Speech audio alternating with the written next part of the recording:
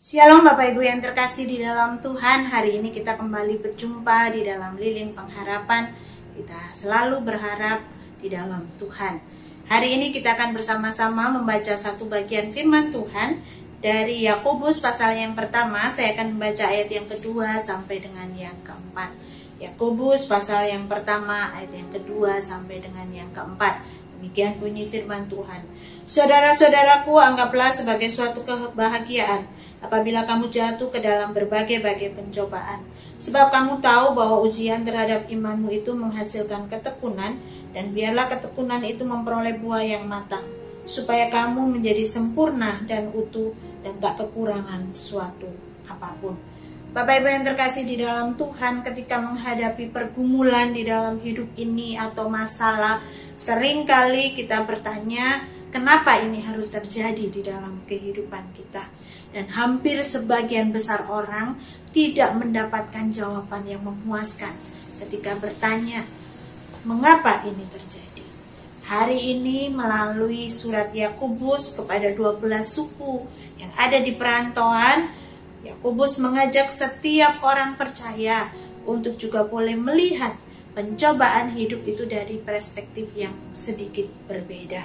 Bapak Ibu yang terkasih di dalam Tuhan, di dalam nats yang kita baca hari ini dikatakan, anggaplah sebagai suatu kebahagiaan apabila kamu jatuh ke dalam pencobaan.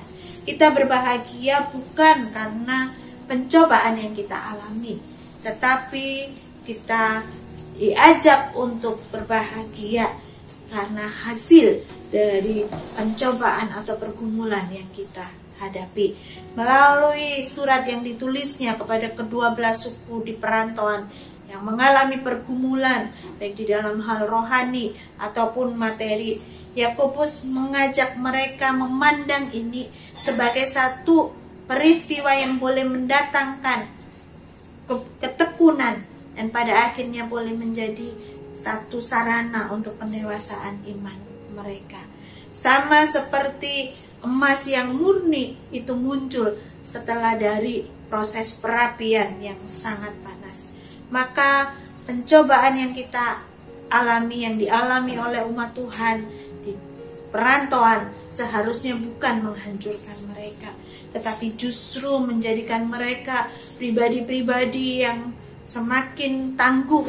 Akan kau di dalam ayat yang keempat di sini dikatakan menghasilkan buah, menjadi sempurna dan utuh dan tidak berkekurangan suatu apapun. Bapak Ibu yang terkasih di dalam Tuhan, bagaimana dengan hidup kita saat ini? Mungkin kita juga merasakan pergumulan, permasalahan di tengah-tengah masa pandemi yang belum kunjung berakhir saat ini. Dan ada banyak orang seperti yang saya katakan tadi bertanya, kenapa ini harus terjadi kepada saya? Tetapi biarlah melalui perenungan firman Tuhan hari ini, kita juga boleh menjadi orang-orang yang berbahagia ketika Tuhan mengizinkan kita mengalami pergumulan, pencobaan. Karena ada ketekunan yang akan dihasilkan di sana ketika kita boleh hidup seperti apa yang Tuhan mau. Dan kita pada akhirnya boleh menjadi orang-orang percaya yang dewasa di dalam Tuhan.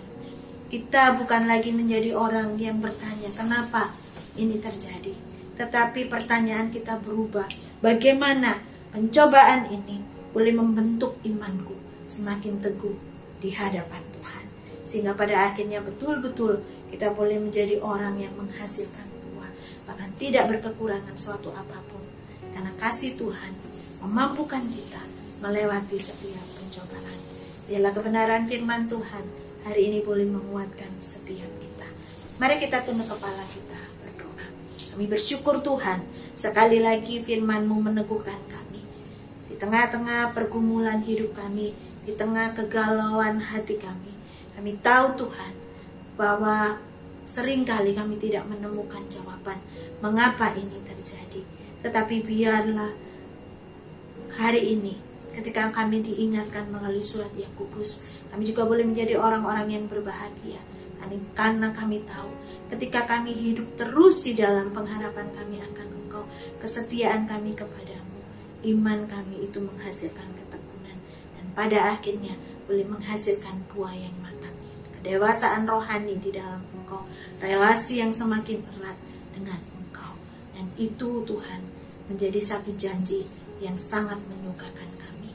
Bila kami tidak menjadi orang-orang yang berkekurangan, karena kami tahu sumber berkat, sumber kekuatan itu ada bersama-sama dengan kami. Kami bersyukur untuk hari ini. Kau berkati setiap kami. Di dalam nama Tuhan kami Yesus Kristus, kami berdoa. Amin.